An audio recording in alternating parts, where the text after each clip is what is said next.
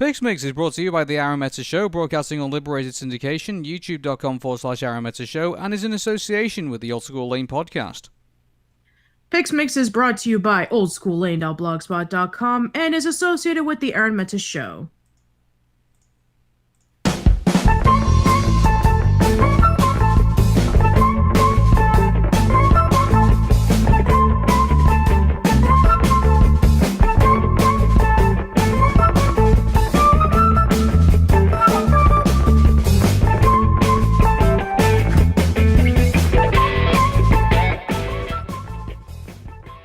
Welcome to PixMix with Arun. And Patricia. Hey Patricia, how you doing? It's been a rough week for me, but things are starting to turn around, and I believe that hopefully by the next couple of days with The Incredibles 2 coming out, that things will become a little bit better. Yeah. Would you believe it, everybody? We have made it all the way to the end, pretty much, of the current released PixMix episode, PixMix movies, I should say. Yeah, it's crazy. Yeah. So it's crazy to believe that we have talked about almost every single Pixar movie up until this point. We're just waiting for one more, which will be coming out as of the making of this podcast. It'll be coming out next week. Yeah, and on top of that as well, I mean, you can't really say it's the end of PixMix at this point because PixMix are still in business. I mean, they're still making movies.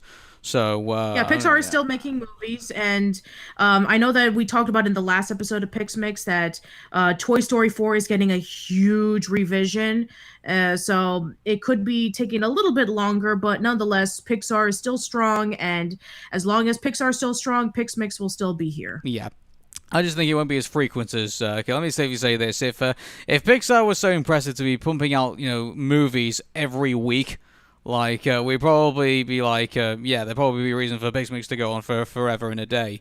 But obviously, yeah, Pixar pretty doing much. I mean, if we do want to bring back PixMix in some way, like leading up into like any other movies, I mean, we could talk about the Buzz Lightyear TV series because as of right now, it's the only Pixar movie that has an animated series. Yeah, I mean, I guess we could do like a little vlog on that, I guess, a little bit. But I think, I mean, one thing I would say to everybody is that no matter what we do, PixMix will basically have an episode should a Pixar movie get released. So I think that's basically safe to say this. So anyway, we've finished with our finally randomly selected Pixar film. And really, it wasn't really randomly selected because how can you randomly select one? But, I mean... Yeah, exactly. So, in the last episode of PixMix, as mentioned before, we stopped using the random wheel and we flipped a coin. And there was a choice between the two movies that we haven't done a PixMix of. And by process of elimination, our very last movie is sadly not going to end with a bang, but a whimper. Oh, come on, Patricia. Be brave. Oh, I hate you! Seriously.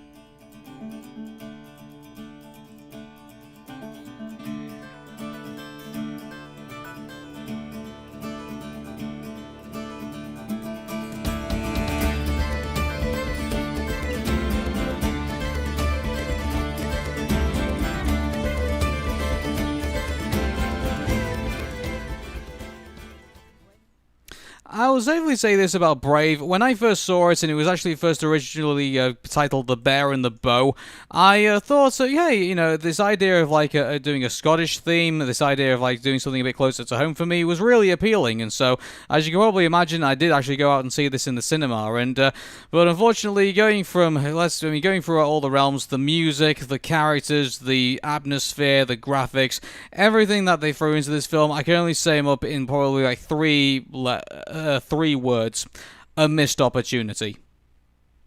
Wasted potential, I'll have to let you know, because I was looking forward to this movie. I've heard about this movie since its announcement with The Bear and the Bow, and I have been following it verbatim with trailers and interviews and stuff like that, and I was so excited because you have to understand, this was Pixar's very first princess. Disney has been known for their princesses, but this was the opportunity to see Brave and what Pixar's perspective of a princess would be. And this was something completely different than what any other Disney princess was going to be, according to all the interviews that I heard about. That she was going to be this kick-ass protagonist who wasn't going to let a man save her. She wasn't going to be a damsel in distress. She was going to be the main lead, and she was going to take stride. But unfortunately, very similar to The Good Dinosaur that we have talked about, this movie went through a lot of behind-the-scenes issues. So many to count, including the writer for the original script was actually let go, or she quit because of all the stupid complications. And she was instead cast to do some other projects. And oh man, it just definitely shows, because this was a movie that had so much potential, and it just wastes it for something just so unfinished. Yeah, I mean, just looking at the title card that we set up for this, wouldn't you look at this and think, oh yes, this is going to be a massively brave adventure. Like, this is going to be something that we're going to want to really get our teeth into. We're going to be enthralled throughout this. I mean, look how all of it is. But if anything, it was kind of like, yeah, it was all right for the first run, and then after that, like, there was no real reason to kind of go back to it again. I'll probably put it on the ground. It's very similar to like Avatar, in which Avatar exactly, was like this huge Avatar. deal. Yeah, Avatar was like the biggest deal ever in terms of 3D technology, but the story was so predictable that there was no reason to go back to it. Same thing with Brave. It had this beautiful Scottish land and this orchestral soundtrack and this kick-ass princess with the flowing hair and the bow and the arrows. It was going to be so amazing. Yeah, but actually, I tell you what, this actually goes 3 years after Avatar as well. So it had, it had a chance to kind of shake off this idea of like creating like a massive, huge amount of buzz and then actually kind of delivering on it. And instead, it just doesn't. It just it feels so flat. It came and went just as quickly. And although that Merida is actually going to be featuring in the new Wreck-It Ralph 2 movie, and she also does appear occasionally on even on the Disney theme parks, because they still haven't incorporated Moana yet. Mm-hmm. But still, I mean, out of all the Disney princesses, this should have been like the standard of how to make a cool, kick-ass Disney princess. But unfortunately, it just falls apart. Would you say it's overhyped? Yes, it was hugely overhyped. But to be fair, how can you blame it when you see the teaser trailers about all these wisps coming about, and when you see Merida riding on the horse and releasing her arrows, and you know nothing about the story? It just leaves you hanging. It's like it builds all this wonderful it builds up this wonderful world that you want to explore. It reminded me so much of The Secret of Kells. But man, when you watch this movie, you're like thinking, what happened? Where did it go wrong? Mm-hmm. I'm just trying to think. When did there's something else that's kind of like goes. I know what I'm seeing here. Do you know what else came out during this time? And I don't know if it was really as fair to kind of related to this. Another 2012 film that I find memorable and gave this also this kind of backdrop of action, kind of like this grittiness of adventure and things like that. Do you remember that The Dark Knight Rises also came out on the same year as Brave? Oh, yeah. That's true. And that was another one that kind of came and went as well. Like, yeah, that's true. I mean, everybody thought that movie was going to be, it's the trilogy, it's the conclusion of the Nolan trilogy, and how can they top the Dark Knight with, the memorability of the Joker and Two-Face? But yeah, I mean, the fact that the movie just kind of like ends confusingly and then sort of following up to Batman versus Superman with Ben Affleck, and then that whole incident with the Aurora shooting at the theater. Yeah, I mean, other than that, I mean, it just, again, Dark Knight Rises just pretty much came and went. Yeah, but I think just that year of 2012 was just so strange, because it kind of felt like a year where basically probably the most forgettable films were ever released. when you think about it. Because let me run you down. Let me run you down the top 10 highest grossing films of 2012, and I hope you're ready for this. Please do. So, number 10 was Men in Black 3. Oh, to be fair, I actually liked Men in Black 3. I liked it even better than the second one because the second one was such a disappointment. Yeah. But Men in Black 3 was actually a nice way to shake up the franchise, and they're going to be doing the Men in Black spin-off movie, which I'm actually looking forward to. But, okay, fair enough. Yeah, to be fair, it was okay. I never saw Men in Black 3. I think after Men in Black 2, I think that was too much poison for me. I would suggest you give it a chance. Okay, I would suggest you give it a chance. Okay, I'll put it on my to-do list. Number 9 was The Hunger Games. Okay, fair. It was... Yes, fair. But I still think that the second movie was better. Okay. But because of all the shaky cam. Okay. Number 8 was Madagascar 3, Europe's Most Wanted. Oh, yeah, that's right. That was when they released the last Madagascar movie right before they moved over to the penguins in Madagascar. Yeah. And number 7 was The Amazing Spider-Man. Oh, yeah, that was when they did that Spider-Man reboot that, I mean, I know it has its fans, but let's be honest, was pretty unnecessary. Yeah. I mean, I did like Andrew Garfield as Spider-Man, but yeah, he was just not a fit for Peter Parker. I would call it a cult classic more. Like, it's not like there in the mainstream. It's kind of like it has its fans and like it kind of exists in like a world away from our world. If that makes sense. Yeah, definitely a lot better than the second one. Number 6 was The Twilight Saga Breaking Dawn. Oh! Twilight. Yeah. Number 5 was Ice Age Continental Drift. Oh my god, the tipping point of really bad Ice Age movies right before they became ridiculous. Yeah, and then number 4 was The Hobbit: An Unexpected Journey. Oh my god. You want to talk about a movie that was overhyped but disappointed? That movie was such a disappointment. I was a huge fan of the Lord of the Rings movies. And when I first heard about The Hobbit, I was excited. But then it just became so long and bloated and just... It was such a disappointment leading up into like the decimate of Smog and the conclusion. But yeah, that lasted for way too long. I highly recommend that you check out Lindsay Ellis's videos on the Hobbit movies. They're so good, and you will find out just what went wrong. Yeah, and then to be fair, the other two films that were the highest grossing of that year were Skyfall and The Avengers, which I think I actually give credit, there. But when you really think about it, the only rememberable films I think between the both of us, I guess, have to be Men in Black 3, The Hunger Games, The Dark Knight Rises, Skyfall, and The Avengers. There was only 5 films that was keeping us going that year.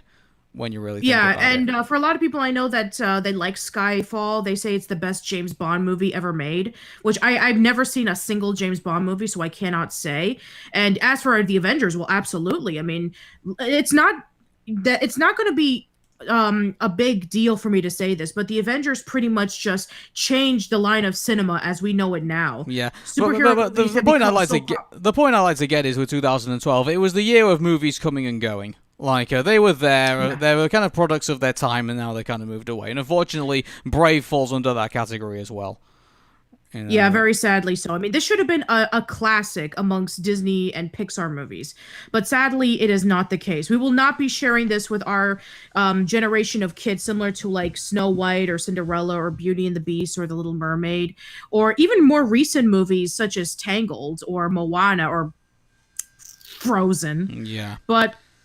nonetheless, Brave should have been a huge shakeup in the Disney princess formula because, Frozen had just came out around that time, and we wouldn't see Moana until like a few years later. So this was when the Disney princess formula was just beginning to change. Mm-hmm. And we were seeing Disney princesses in the sense that they're not damsel in distresses. They're not just there to want more and blah, blah, blah, blah. We were seeing something completely different that was going to revolutionize our sense of what a Disney princess is. And Merida was hyped up to be that. Yeah. But sadly, that is not the case. Yeah. And I know we're already 14 minutes in, before we even get to the movie, we have to get to the short. So Yes. there was a short. La Luna was the short, and it was pretty much eye candy, pretty much for the short. Really, it was if you don't know the plot, it was the short start of a young child, Bambino, being taken out of a midnight sailing journey across the ocean blue with his father and grandfather. The trio park their boat in the middle of the sea, and after a brief squabble between their father and grandfather, watch an immense pearly white moon rising into the sky. Using a long ladder, the trio climb up into the surface of the moon, which is covered by thousands of glowing stone stars. Using a set of brooms, the family sweeps up the stars off the side. However, the process is interrupted when a star gargantuan compared to the rest crashes onto the moon. Sorry, as Papa and Nuno argue over how the star should be taken care of, Bambino climbs the star, locates the ideal spot, and strikes the star with a hammer.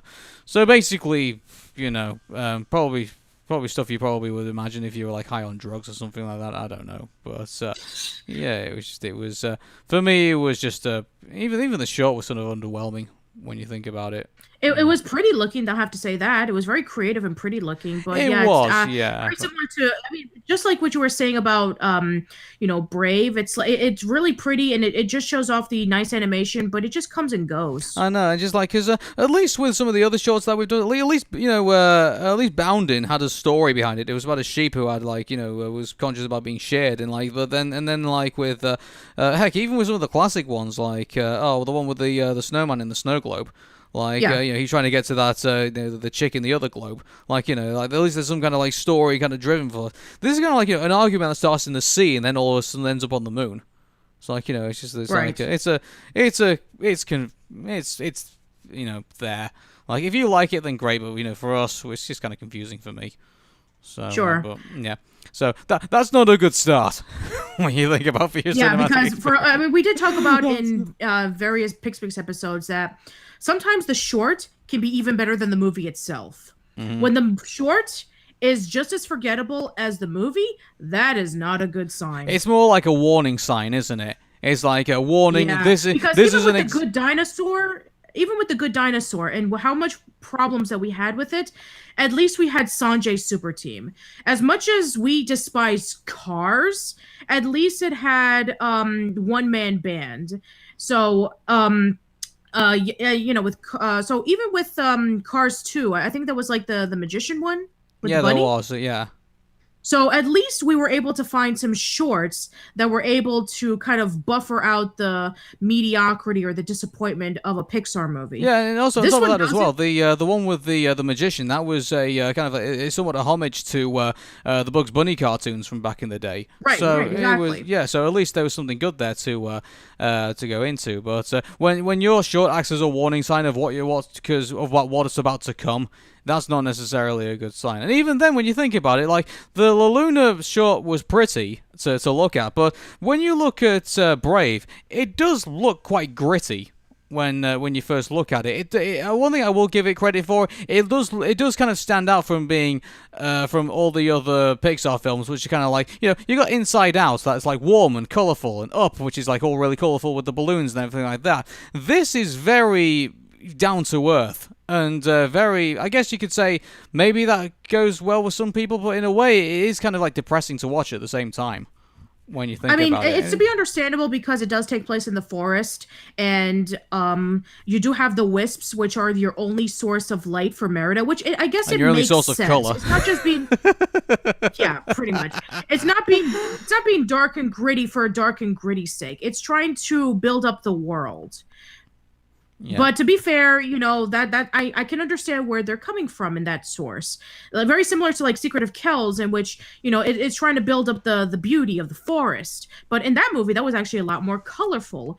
But in this one, it's a little bit more darker. Which I guess in the original draft, in which it was supposed to be a more darker and grittier film, and from what I've heard in the original pitch of the story, especially when we get to the beginning, in which it tells the story about the kings and about how one of the brothers was disobedient to the way that the rule was, and how he pretty much abandoned his family.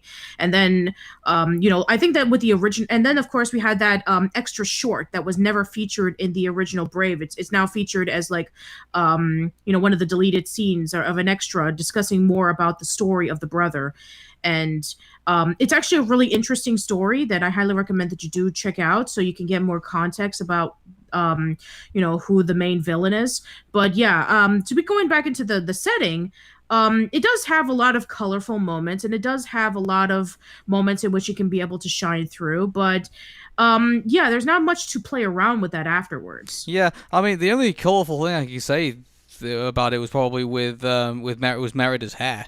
When you think about it, like Yeah, being it's a really very cool. standout color, with the really puffy and all over the place hair, very Curly, similar yeah. to like Sully's fur from Monsters Inc. Yeah, the one thing I will say is that it does somewhat match the character. The character of the character. If that's a sensible thing to say. But and I'm really glad. Sure. When you get to the point where she's been forced to kind of hide it under like a shroud, like from the her head cover, and she has to cover it all up. And then when they have that scene where she tries to fight for her hand, and she like just lifts off her cloak, and then you see like all her hair, and like you just see how rebellious she is as a character. This is the thing about Merida, and I do like how rebellious she is and how determined she is as a character. But then when she's like confronted with challenge, she kind of just crumbles. Right in front of it. Like the scene with the, I will admit, like the scene with the bear. I mean, obviously she's probably not seen something as ferocious as before. Like probably her only experience. To be fair, I mean, she should have been prepared for that because throughout the beginning of the story, we do know about how her father, he lost his leg fighting a bear. And that he was able to win at the end. So maybe of all the training that she did by herself of shooting bows and arrows, she'll be able to get prepared for something like this. Yeah, but it's kind of like imagine being a soldier and like the only thing you've ever known is basically shooting still targets, and then all of a sudden you're put into a war zone, and that's a very different thing compared to fighting shooting targets on a battlefield. Because Sure. You're talking about an enemy that is trying to like outflank you, trying to outsmart you, planting bombs in secret places, getting ready for an ambush, things like that. I mean, with Merida basically doing target practice with on horseback and on bows, it doesn't really prepare you for like an adventure when you really think about it. Yeah, that is true. But the fact that she portrays herself as so like really tough and determined and not being able to follow the traditional ways, I mean, she really painted herself as to being like this really strong character. I think, I know this is a really unfair comparison, but I think in regards to like, the character who slowly builds himself up. I mean, are you familiar with the video game Far Cry 3? Where No. it's basically it's a guy who gets captured in the jungle along with his friends, and he's like probably like the least experienced of the lot. His brother is like in the Marines and stuff like that, and he gets killed in the intro, and spoilers. But eventually he has to build himself up into a man to be able to save his friends and things, be able to like and he at the very beginning you can see how nervous he is to basically just do the basic things like that you think in an adventure game. And I think I think that, and again, I know it's a bit of an unfair comparison, but I think that was a better build up of a brave character, if you will, than it was with Merida, where she's kind of just thrown into this situation. Speaking of which, you know what other Disney movie that's reminded me of a kid who was so overconfident thinking that he can be able to save the world, and then it just turned out that he was just falling apart? It reminded me of Terran from the Black Cauldron. Yeah, and when you're referencing the Black Cauldron, that's not a good sign. It's like It's not. Disney's lowest point. It's the point where pretty much Disney's lowest point, and we're comparing Merida to one of the most annoying protagonists in any Disney movie ever. So Yep. great. Not a great start. Okay, so we've been talking about this for over 20 plus minutes. Let's just get to the story. Well, I mean, what is there to say about the story when you think about it? Because I mean, I just want to bring up something. The story had so much potential. Yeah, it like did. building up into the story of the kings and about how there were 4 brothers and one of the brothers was disobedient and he disappeared. And so we have the story of Merida, and we see her getting along with her mother just fine, and her father is like this brute. And We then see her as a teenager, and she pretty much just doesn't get along with her mom. She's going through that phase of, Mom, I don't know, I don't want to do what you say. I want to do things my way, because she's being trained up to being a princess, like an actual, princess to take over. And, her mother's like stuck into the traditional ways. And, Jennifer Lee, who came up with the idea of this, she said that the reason why she had Merida like this was because she really wanted to show the confrontation between a mother and a daughter. Because in most Disney movies, the mother's usually dead. Oh yes. So the fact that the mother is not only alive but plays a major role in the story, it brings up that conflict about like how mothers and daughters are, they sometimes fight and they don't get along and they don't agree with each other.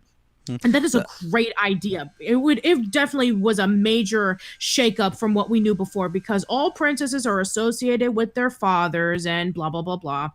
But unfortunately, their relationship is kind of mean. Yeah. Like really, really mean. It's uncomfortable at times when you look at it, and I know that's probably intentional, because obviously the story evolution is obviously them having to work together and obviously do that. But at the same time, it's like it's sort of like it's kind of taken a concept of finally having a Disney princess mother finally being alive, and they kind of turn it into kind of like an odd buddy cop kind of thing when you think about it. Yeah, and to be fair, there have been movies in which like the Disney's princess's mother has been alive, like in Tangled and like in Sleeping Beauty, but they didn't really play a part in the movies at all. I mean, they were just, with Sleeping Beauty, she was pretty much non-existent, and the same thing with Tangled. So you would think that this would be a great opportunity for the queen to teach the traditional ways to her daughter, especially when we do learn about the story of the fourth brother and about how he pretty much just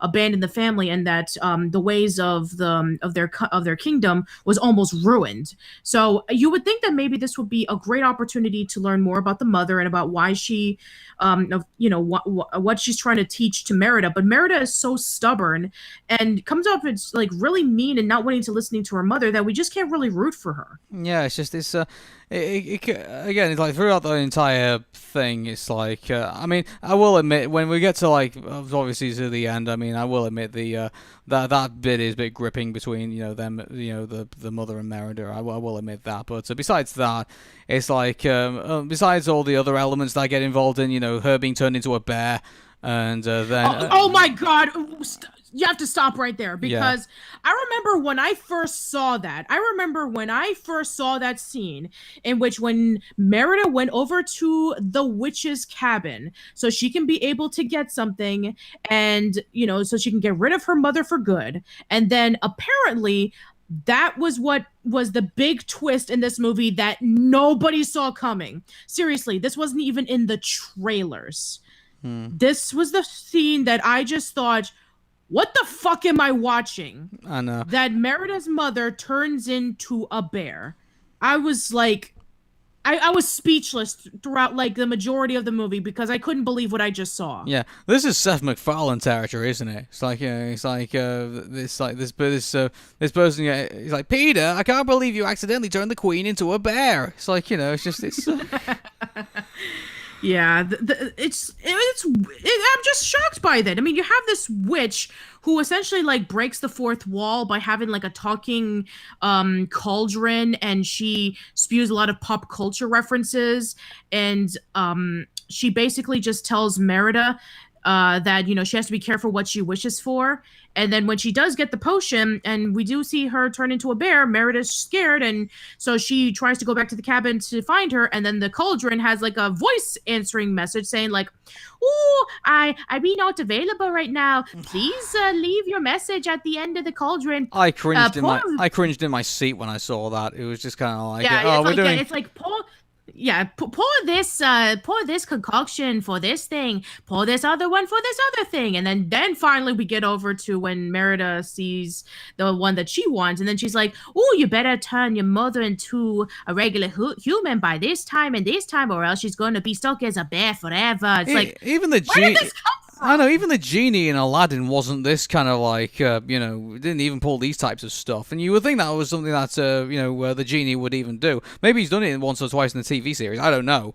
But in regards to, like, the movie, like, I would say in regards to who I have more fondness for, that witch in that tree or that genie in that lamp. I'll tell you what, that Robin Williams is going to be there for us for quite a long time. Let me tell you that. Yeah, If we can't get any better than the witch. Yeah, and just like with I wouldn't be surprised if similar to Robin Williams as the genie, if the woman who voices the witch was doing ad-libbing and they were just going with it during the time in which they were like rewriting the script. But man, I mean, in this universe, it doesn't work.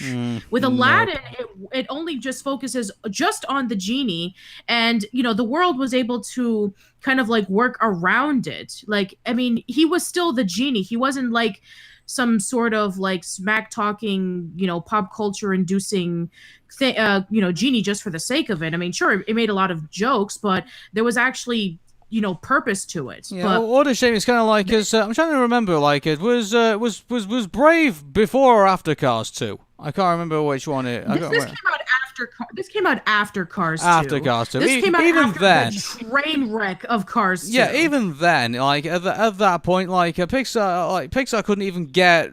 His head was slamming under the the movies of the Renaissance era. They just couldn't. They were still struggling to basically get under there. The fact that we were still, but Pixar in itself was uncomparable. A couple of years ago when you had like The Incredibles, Ratatouille, Toy Story, like everything like that. But then when Brave came out, it kind of just everyone kind of looked at it and thought, well, when you compare, this is their Disney version of a Disney princess, but when you compare it to the other Disney princesses, it ain't that great. It's just it's a shame. When they went into that territory. Yeah, if Cars 2 was the breaking point of Pixar movies, then Brave was like digging it 6 feet under. Yeah. Remember, this movie was hyped, and the fact that it couldn't live up to the hype just became a massive disappointment. And you remember that this was around the time in which Disney movies were starting to make a comeback. Like this came out like right after The Princess and the Frog came out and before Tangled. So Disney princess movies were starting to come back in a full force. Yeah. And this was after Enchanted. Yeah, this was after Enchanted. Well, if I had to compare, I mean, in regards to Cars 2, like but I would say Brave right now is a wet willy in the air. Cars 2 was a kick in the balls.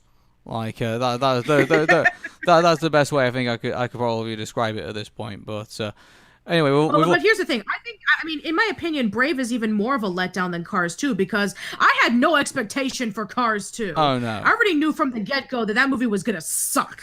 But Brave was a movie that I wanted to see be good. I wanted it to be amazing, and the fact that it wasn't was just, oh man, it was like my kick in the balls. Yeah. So, wait, you have balls? You know what I mean. I know what you mean. Okay, you know what? I don't even want to speak anymore. No, let's just... Shall we get back to the story? Apparently this film has story. So, and a lot of it it does have story, but it's just so all over the place that it's hard to keep up. I know. So we're on the adventure to go. I mean, this is a bit where it starts to feel kind of like Shrek when you think about it. It's like, okay, we're entering through the forest to go find whatever it is to make sure she doesn't turn into a bear.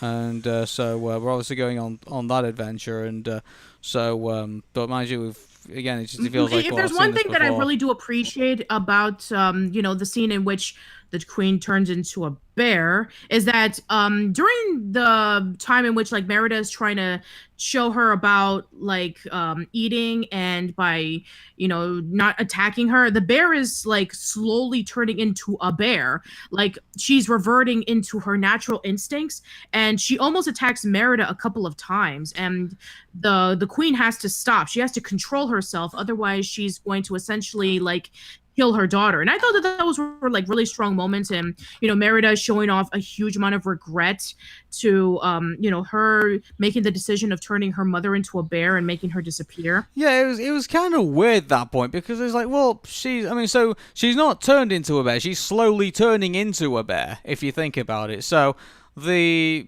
terminology is a little bit confusing at that point. It's like she'll fully become a bear at some point, but to me at the very beginning it was like, oh, this is going to be her state until they figure out what to do. So yeah, I will admit that does add a little bit more drama to it, I guess, but it would have been nice to if they'd addressed that at the very beginning. Like, when Yeah. they knew this conundrum was there, it's like, oh, if you don't do this within a certain period of time, she will fully become a bear, and she It will wasn't be. fully explained well. Yeah, that was weird. When I first saw that, but it was unexpected. So I guess bravo on that bit. But yeah, it would have been probably a bit better if they did explain that, kind of built up the drama around it a bit more. I Yeah, think. and coming back into the castle where we have the king and all of the neighboring kingdoms, and they have brought their sons there to essentially, whoever wins the archery competition was going to get their hand in marriage to Merida, and they're there and they're like questioning about like what's going on, where's the queen, and there's this giant bear that's roaming around, and the queen is gone, and yeah, they're just kind of there and they're making like a whole bunch of jokes about like they have this one guy whose son is like gigantic but he's very timid, and then you have this other guy who has like wavy long hair and kind of looks like somebody from Braveheart. And yeah, it's yeah, I mean the characters, they are pretty fun but they don't really matter in the plot. Yeah, I mean, she also had the comic relief with the kids. The kind Oh of my god, I stormtroopers. hate Yeah. those kids. I mean, they're just there, and they just cause a lot of trouble, and I just didn't really like them very much. Would you say they're worse than the minions? It's hard to say. It's hard to say. I think they probably are. We're thinking about it because at least the minions got their own film. And Oh my god! I mean, I've never seen the Minions film, so I don't know how that fares up. But I will not imagine seeing a movie with just those three kids. I yeah, cannot. they were. I will be. I will be. I guess in like, popularity, crazy. I guess they probably were worse, but I don't know. Like, I guess if we had to, I guess somewhere down the line, I guess we're gonna have to compare. Well, we'd have to have a serious think about whether which one is worse. But mind you, I don't think that's something we want to spend too much time on. I don't think. So, It's not even worth the time. no. So I've lost track here of the story, and Yeah, that's not too hard to do. we do. Okay, so we do see the main villain of the movie. I forget his name. Was it Mordor? I forget. Yeah, well, But let's just call him Demon Bear or something like that. yeah, 'Cause- sure, Demon Bear. Okay, so Demon Bear shows up and he's attacking Merida, and he's trying to prevent something. I mean, again, if you were to see the deleted scene and you were to know more about like the brief story that the Queen talked about, that is the fourth brother of the king, and he did turn into a bear like after some zealousness and him being incredibly envious of his other brothers or something when they were dividing up the kingdoms. And this would have been so interesting if they went into this direction. So let's just say that maybe he found the witch in some way, and maybe he turned it back into human. And let's just say with the queen completely disappearing, and Merida trying to figure everything out. Let's just say that the guy came back with full force, maybe convincing the other kingdoms to take down the first one. And maybe because of everything that happened, maybe it could be Merida's fault that this whole thing happened, and the demon bear is like taking over what he thought should have been his castle and his ruling to begin with. So maybe Merida should have gone back to the castle and maybe fought this guy right before more damage would have happened. I think that would have been a much better movie. No, well, we got what we got. So, Yeah, I know, and that just makes it even more sadder. yeah, I gotta be honest with everybody. I mean, this film to me has just been so. I mean, I saw it once and then I never seen it again, and it's been such a forgetful movie in a way. It's like I guess I would say I was kind of happy with the first showing of that, but this is the thing. Like, don't you feel that there's no replay value in this film? Once you've seen it, once you've seen it, there's no reason to visit it again. Yeah, exactly. And like I said before, like Brave came out like shortly after Princess and the Frog and before Tangle, before Frozen, before Moana. We already have amazing princess movies that came out from Disney in recent years. There's no reason to go back to Brave again. It's a shame, really, because this thing had so much potential. Like, Yes, again, it what we does. talked at the And beginning. again, like, there were some really genuine moments that I did like. Like, for example, like the final scene in which Merida and her mother goes over to the meeting spot where the wisps led them to, so that they can be able to do the ceremony so that she can transform back into human. And then Demon Bear shows up and they have this huge fight, and that fight was awesome. Yeah. or maybe the scene in which when But Merida wasn't it like the mother and that bear that had that fight rather yeah. than well, yeah, wouldn't it? Yeah, it just kind of shows how Merida was kind of shoved to the side a little Yeah, bit. I mean, Merida wasn't even a part of the fight at all. Yeah. That's true. At But least when that Aladdin fought Jafar as the snake form, at least he was fighting the snake. It wasn't like the carpet or the genie was doing any of the fighting, was it? no, Like, it wasn't. yeah. So Merida should have been in there in the fight and should have like. I mean, I would have accepted like the first meeting. Like she obviously didn't know what to expect, and she was like, obviously pussing out at that point with the bear. That I'll accept as the first fight. It's kind of like in Return of the Empire Strikes Back where Luke Skywalker meets Darth Vader for the first time and obviously gets his ass handed to him, and then obviously in Return of the Jedi he hands that person back. So I mean, I would have accepted that if Merida had fought the bear first and then had obviously all that went down, didn't know what to expect and everything like that, and then she came back in the final fight and said, okay, I'm not going to repeat the same mistakes this time, I'm going to kick this bear's ass, and then did it. Like it felt like that would have made a character a bit more stronger, but it didn't, and obviously it was left to the mother to save the day. Yeah, and speaking of which, there's another scene that I really do like. It's the scene in which when Merida and the mother have to sneak into the castle, and she gives off that speech to the king and all of the neighboring kingdoms about how she's not ready for marriage yet, and that she wants to be her own person for a little while. I thought that was a really good moment because in the end, the neighboring kingdoms, they do go back home and Merida doesn't get married. And from the looks of it, she's not planning on getting married at either anytime soon or at all. And the fact that the queen was happy with that decision, that just shows you that they have found like an agreement towards one another. But at the same time, we also have a great scene in which when Merida has a bit of an understanding about the kingdoms and about how important it is to stick to traditions and how important it is that we should work together and stuff like that. That was also a really great scene in which they found a compromise to each other. It's just little snippets are able to show the potential of this movie, but then the whole package is just marred by mediocrity, and you definitely see from the inconsistent script and the just the haphazard story that this movie went through a lot of issues behind the scenes. I mean, similar to The Good Dinosaur, it shows. Yeah, and the ending scene where the mother, the queen, finally turns back into human form. And she's obviously naked under that sheet. It's like the fact that they kind of went on with it for like a couple of minutes with that, it kind of felt a bit uncomfortable.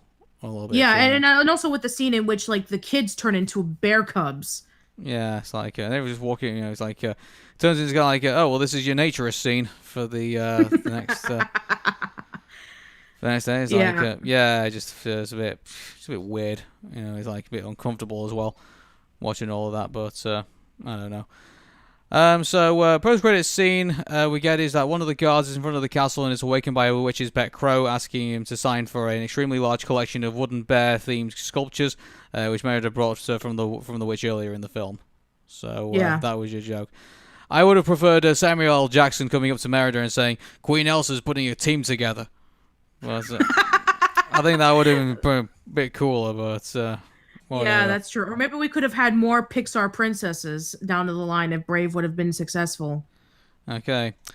So, critics. Brave has a current score of 78% on Rotten Tomatoes, so basically it's Kingdom of the Crystal Skull territory. Oh God! And so that's what I call like 70 to 80% in Rotten Tomatoes, the Kingdom of Crystal Skull territory. Like it's probably entertaining for a few people, but not entertaining for the fans or anyone else. In that regard. So that was making it Pixar's third movie to receive a low rating of below 90%. The other ones were Cars and Cars 2. And on both ends of the scale. Critic Roger Ebert was quoted as saying that the good news is for the kids will probably love it, and the bad news is that parents will be disappointed if they hope for another Pixar groundbreaker. Yeah, that's pretty much around that time. That's true because this slump would be lasting for until Inside Out, which would be at least a few years later. So we went through a 6-year Pixar slump while Disney was back on its feet again. Yeah, and for those who are afraid of the Brave film, I ask people not to worry because the last time a sequel was talked about was back in 2013 and hasn't been spoken about since.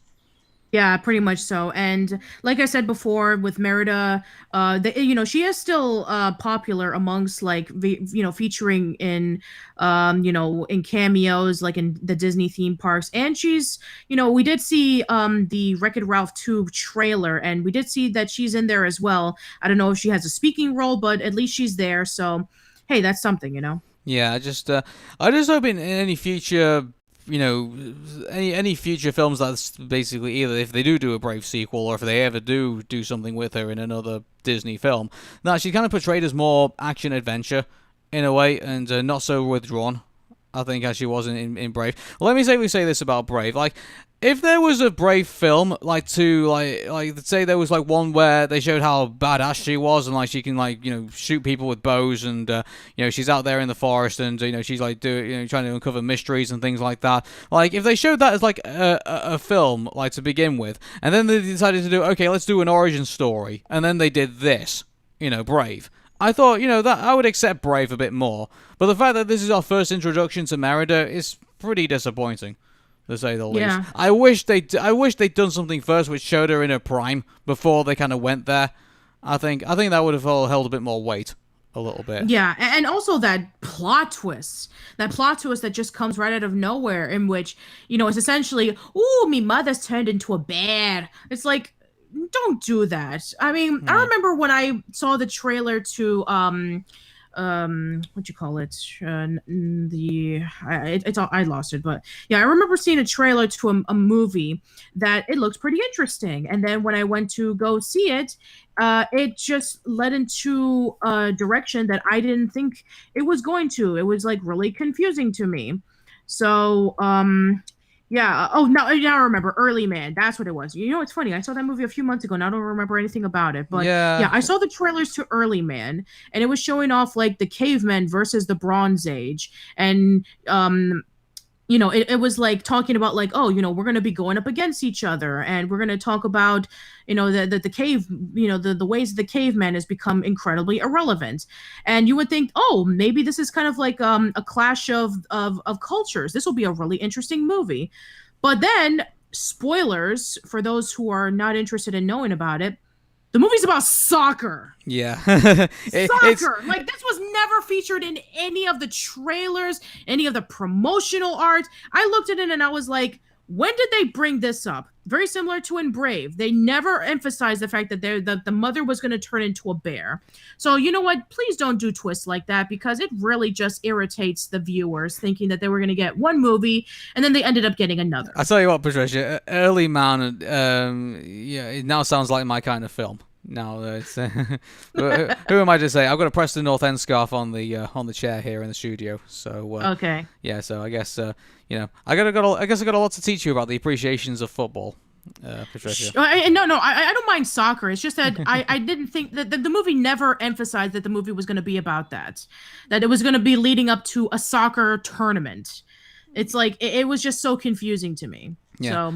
I mean, I guess to finish off, shall we address the whole Disney Princess royal court scandal?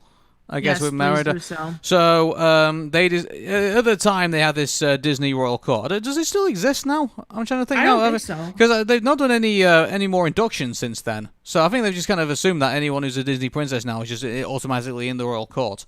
Yeah, except for not every Disney princess, apparently. Like Kida from Atlantis and that princess from Black Cauldron, they're not in it. But what? Who cares? Yeah, it's like so in a way, it's kind of like having a Hall of Fame in a way for like Disney princesses and people who make it to the Hall of Fame. Because when did Frozen come out with Brave? I'm trying to remember. I think it came out in 2013. Yeah. So I think it came out like a year after Brave. Because Merida was. I remember they were talking about why Princess Anna was not in the royal court. And they had some kind of reasons for it, and it was like apparently they just hadn't. I guess they were waiting until Frozen 2 came up before they put her in, I think. But anyway, going back to that, Disney Royal Court, Merida was by Disney was going to be inducted into it, and so they had like a massive ceremony for it.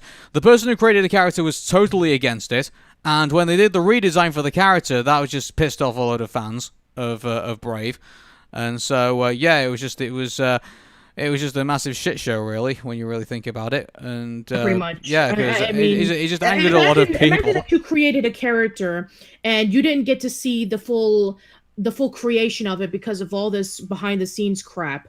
And then when you find out, oh, they're going to be inducted to this Hall of Fame without your consent, and then they change up the character to something completely different than what you imagined, I don't blame them for being angry and pissed off. Yeah, so it was just even the fallout wasn't of what Disney did was also just horrible in a way. So anyway, let's go on to the budget of the film. It cost about $185 million to make, which is probably the average of a Pixar film. Average is usually about $200 million to make one of these ones, and it turned over about $538 million. So you can't say it wasn't a success.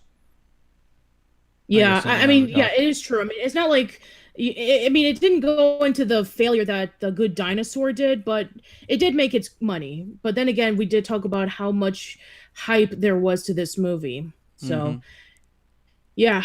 There we go. So, I guess we've got to score this thing now, and it feels like it just does feel like a massive missed opportunity, and at least with Monsters University, at least you got an idea of what was going on, and so unfortunately, in this situation, I have to give it I guess I'm going to give it about a 4. I think is probably where it's going to go. Yeah, I probably have to do the same as well. I mean, it's nowhere near as bad as all the previous movies we talked about, but this movie is just a massive letdown in my opinion. Just I saw so much potential in this. I saw so much greatness in this that the fact that there was so much behind the scenes issues, the fact that there was a lot of controversy behind it, and yeah, the final product just became an overall mess. So yeah, I'm probably gonna have to rank it a 4. Yeah, mostly because I was so excited about it, and then when I did see it, it just became a massive disappointment to me. It had so much potential. Again, it's the reason why I say it's a missed opportunity. Like this could have been like even I would say people in the dare I say some people like within the people like it who enjoy this kind of genre, this kind of idea of like mystery and fantasy and things like that, and this kind of like not medieval, I think is the word. It's kind of like traditional, kind of like classic lore of like further down the centuries. This types of stories, like even they could have had an appreciation for it, and it could have been kind of like a classic in that sense. But nope. They just didn't do it, and so it's just, unfortunately, it's there where it is, and I don't think, I think besides these podcasts, I don't think we're really, unless they decide to do, this whole Disney Princess, team movie, which I thought they might do, then I think that's probably going to be, this probably might be maybe the last time we see Merida, maybe, in a main possibly. And also with Wreck-It Ralph as well, probably might be the last time we see it, but who knows? Yeah, who knows? It's, the future is still uncertain. Mm-hmm. And that's pretty much our, in a way, officially last episode of PixMix. I mean, obviously we got some more stuff to do. Coming up, our next episode of PixMix, which we'll be releasing randomly again, will be The Incredibles 2, and we'll be seeing that together actually, and we'll be letting you know our thoughts on that, and hopefully the fact that Brave was the last film we reviewed won't be an omen to what we're about to see, but we'll see how that all goes. And then after that, I think we're going to do an overall show, and so we're going to kind of go through like all the probably we're still discussing the details of it, but maybe we might do like our 5 best Pixar films and then our 5 worst Pixar films, I think, and also we're bringing in a mystery judge to make it a bit more interesting, because as you probably tell, a lot of these films we've both rated as some of the films that we've rated with Pixar are about 10 at this point, so we need to kind of bring in somebody else to kind of like bring in their own perspective on that. So we've got a few ideas of who it might be, but we're still working on that at the moment. So I guess until The Incredibles 2 comes out, this is going to be the last episode of PixMix for now. So from me, Aaron, and Patricia, thank you for listening to our ramblings of PixMix and Pixar films, and take care, and bye-bye for now. see you later.